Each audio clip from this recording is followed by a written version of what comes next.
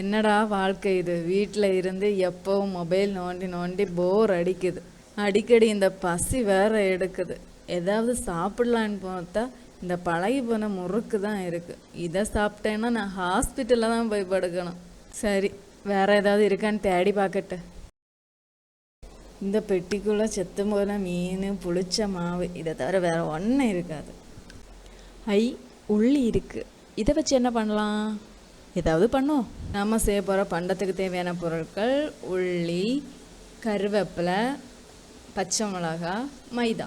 உள்ளி, பச்சை மிளகா, கருவேப்பிலை எவ்வளோத்தையும் கட் பண்ணி வச்சுக்கோங்க. ஒரு பாத்திரத்தில் உள்ளி, பச்சை மிளகு, கருவேப்பிலை போடணும். அது கூட மாவு, உப்பு, தண்ணி விட்டு மிக்ஸ் பண்ணணும். சீஞ்சட்டியில் எண்ணெயை விட்டு எண்ணெய் சூடானதும் அதில் இதே மாதிரி எடுத்து போடணும். இந்த மாதிரி கோல்டன் கலர் வந்ததை நம்ம எடுத்து சாப்பிடலாம்.